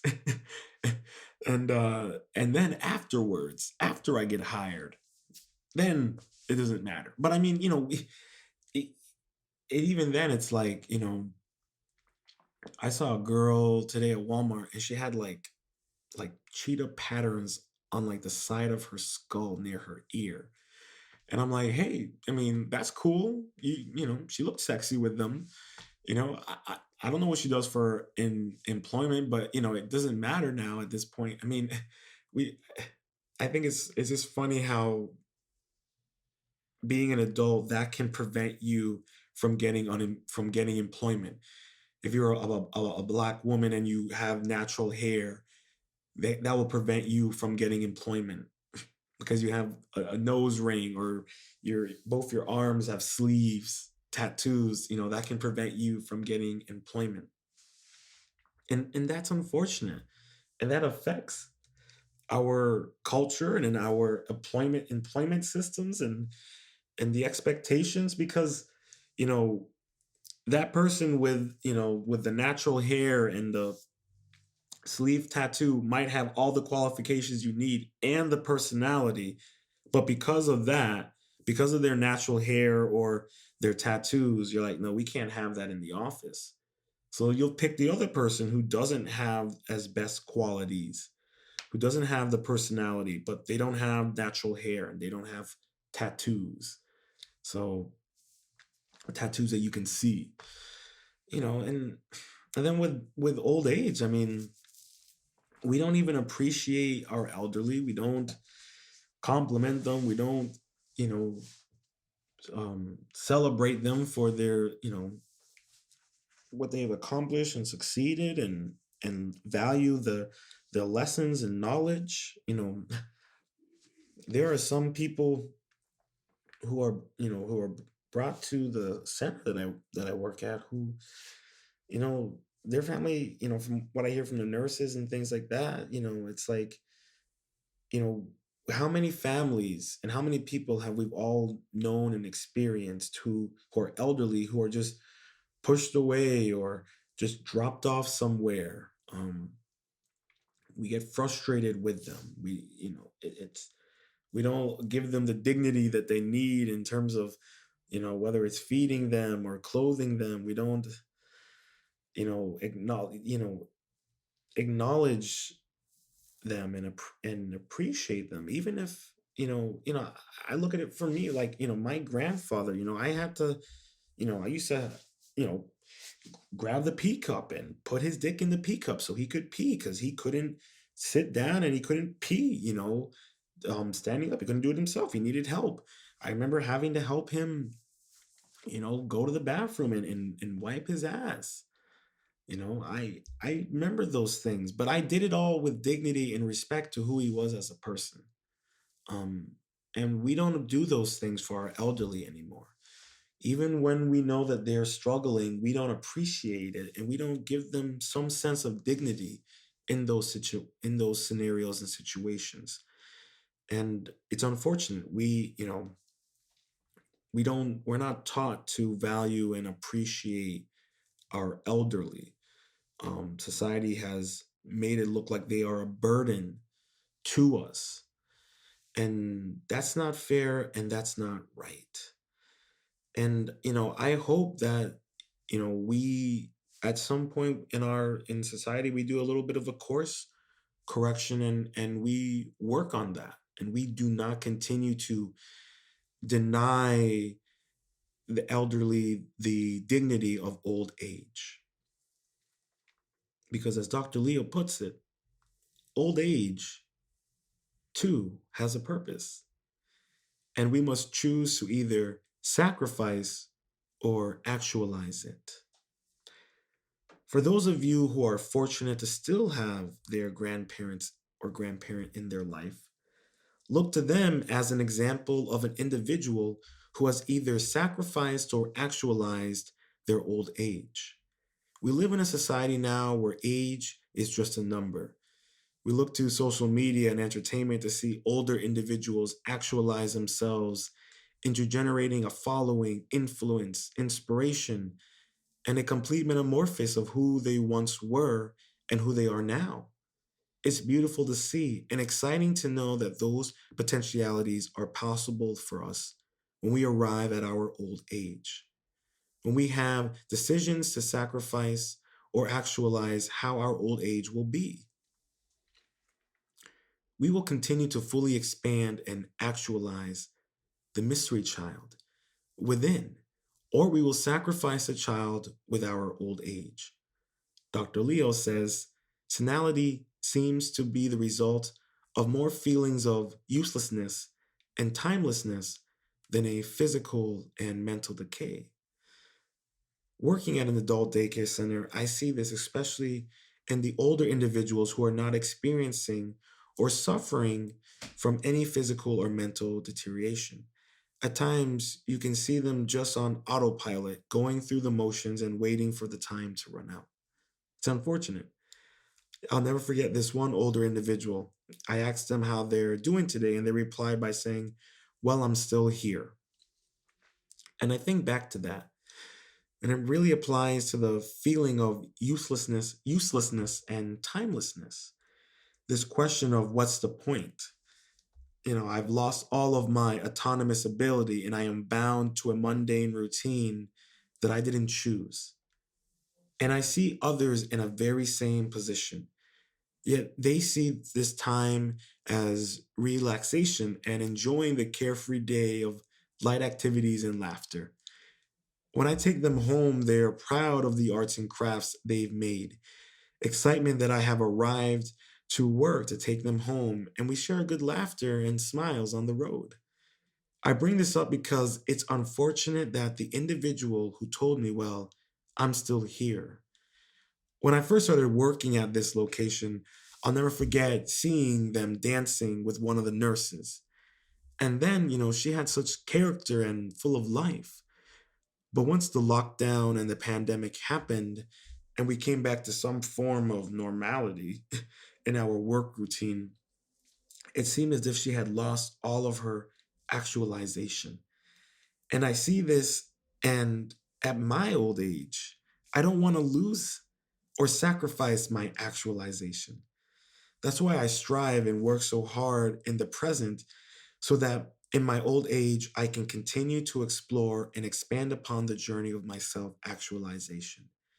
And I wish this for all of us to find a way to maintain and hold on to the mystery child within, to never give up no matter the cost, for your emotional well being is key to the older self. We must never forget the art of living never ceases to end until our last breath upon this earthly plane. As Dr. Leo says, hope is a real part of the future. And even in old age, one can choose hope, not hope for immortality or revived youth, not a hope for retreat into the past because one finds comfort there and there's no place else to go, but rather a continued search in each moment for the source of one's self. And I love this because, I see it in some of the, the elderly that I work with, that I take home, they're still chugging along. They're happy. They're grooving. They have hope. And even if it's a fool's hope, they hold on to it, and I support them in it, and I believe them in it. And I'm not able to help any way other than provide them, some joy and a comfortable ride home. But I know that for me, working with the elderly, it has made me have that much more of appreciation for my own life, and more of a desire to really create the life and manifest the life that's destined for me. And I don't, I don't when I hope for is a I hope for being a better person than I was yesterday. And I hope for that in my old age, that I can look back and I can look back at my past and know each day I was better than yesterday. And that even in my old age, even when I wake up and I'm like, "Ah, I made it," I still was better than yesterday. And we all need to be proud of that. We all need to be appreciative of being mortal. And there's a great book that I think everyone should really read. It's called Being Mortal, actually. And it's a beautiful book. It had me in tears at the end. And it's really a good book about dealing with the end of life. And, you know, especially if you are dealing with your own mortality, but also the mortality of loved ones, especially loved ones who are older. How do you work through um, the process before they even leave this earth?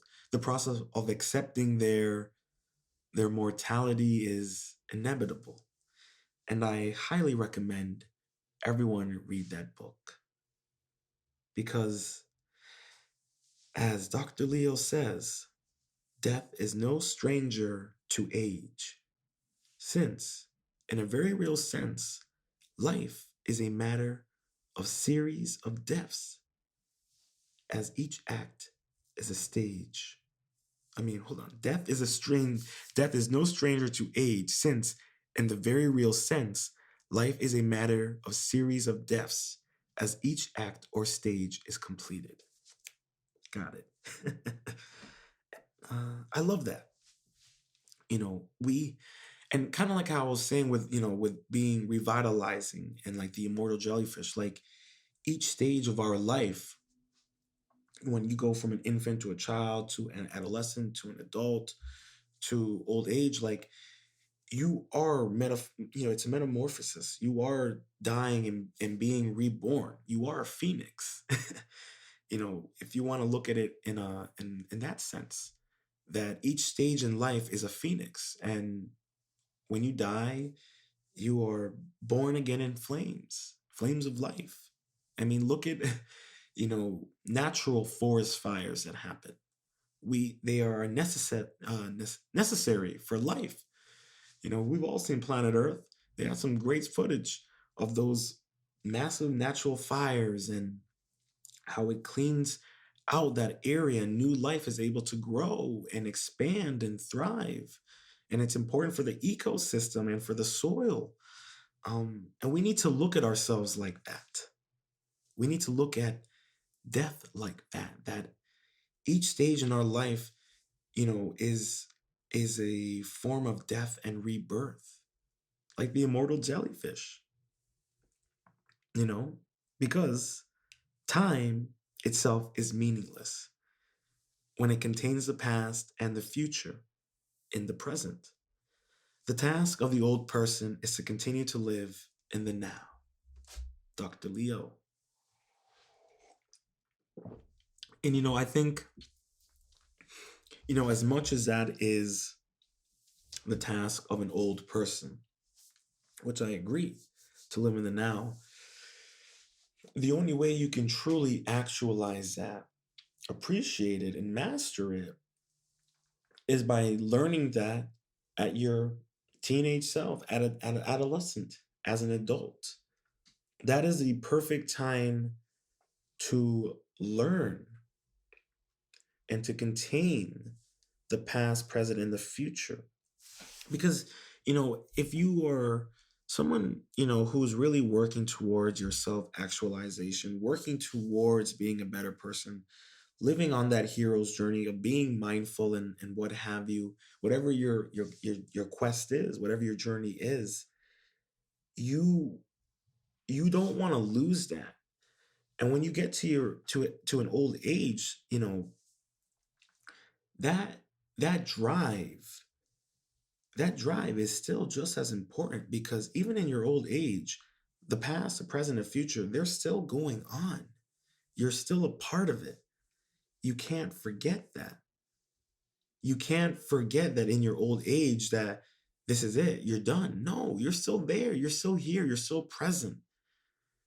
And if you're fortunate and you're not held back by, you know, physical disabilities or mental deterioration, you can still thrive and you can still seek out and you can still live in the moment and and accomplish those goals and dreams that you had, no matter how small and insignificant they may seem to anyone else. They might be the world to you, because death too is purposeful. It is not simply an end to life, but also, as Elizabeth Kubler-Ross designates, it's the last stage of growth. The last stage of growth. Such a beautiful perspective. I feel that this is such a true designation. That is the final growth into the next journey of our spiritual well-being. Nobody knows what's on the other side.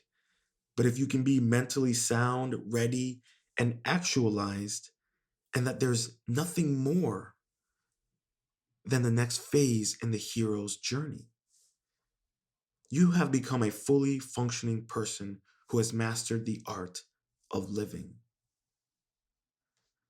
Now is the time to master the art of the afterlife. Whether you're drinking mead and having countless battles in Valhalla, finding everlasting divinity within the arms of God, or celebrating and fornicating on Mount Olympus, death is only made by how we live. We must all find purpose in death.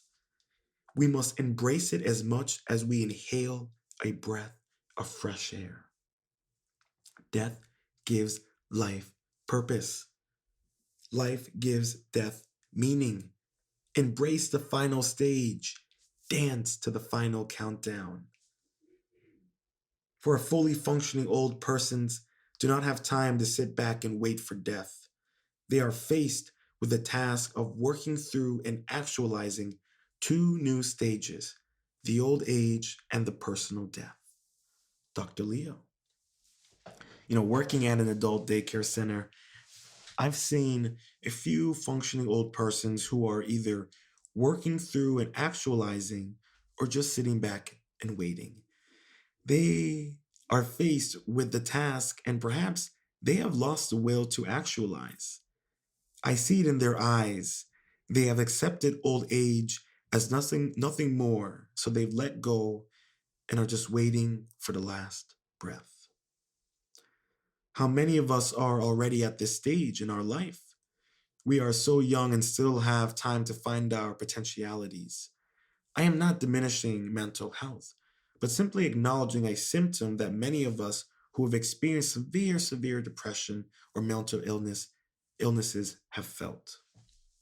We cannot pretend that even in our old age that we will not experience that very same depression or mental illnesses. That is why it is crucial that we work through our final stage to see the beauty in the knowledge and the love of our old age. And it has given us and has granted us to give, hopefully, to a generation. That personal death will be on our own terms. And whether it is expected or unexpected, we can know that we lived in the moment and that our hero's journey is just beginning because we're not afraid of death and we do not see it as the end, but as a challenge to overcome during the living and a challenge to embrace in the afterlife. As Dr. Leo says, the self that we are now contains the actualization potential which will fulfill us. The challenge is ours. We are now, we are not the same as the past or the future. Here and now contains the potentialities of our actualization. The challenge is ours to embrace those embryonic potentialities, to seek out living as a fully functioning person, so we can feel free in our old age and focus on the final countdown. Because the self is the legacy in the memory that carries on after we leave this earthly plane. Whether we die in the moment or old age, we can have an imprint that will affect the future of those in our personal universe. You may be gone, but your universe still lives on in the memories of your loved ones and friends.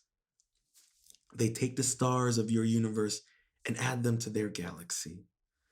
The challenge never leaves us. It is hunger and desire that will. Many of us lose the drive. Many of us fear the challenge.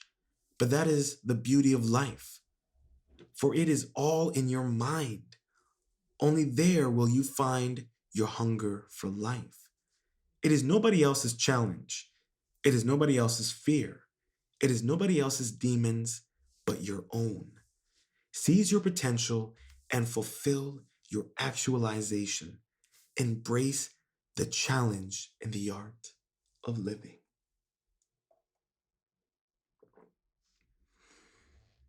At first, the infant, mewling and pucking in the nurse's arms, and then the whining schoolboy with his satchel and shining morning face, creeping like a snail, unwilling to school, and then the lover, sighing like a furnace, with woeful ballad made to his mistress' eyebrow.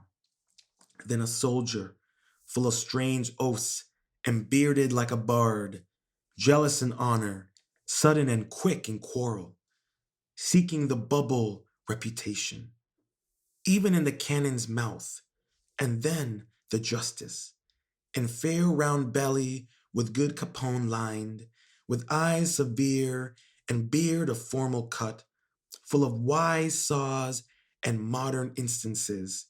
And so he plays his part.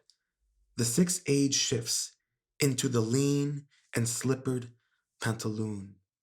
With spectacles on nose and pouch on side, his youthful hose well saved, and a world too wide for his shrunk sank, and his big manly voice turning again toward childish tribble, pipes and whistles in his sound.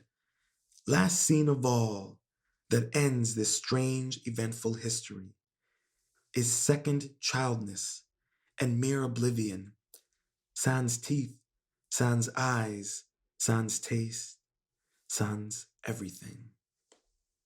William Shakespeare, As You Like It. I hope you enjoyed this episode of The Monday Mindset. To learn more about myself and how you can support The Monday Mindset, head over to my Patreon page at Ronin Art and Music. That's Ronin Art and Music. If you're listening to this on your preferred streaming service, please make sure to subscribe. If you're listening on YouTube, make sure to subscribe, leave a comment, and review. Slap that notification bell. On iTunes, please make sure to subscribe, rate the podcast, and leave a review, as this will help me and the podcast grow. Stay positive, stay focused, stay true, and much love.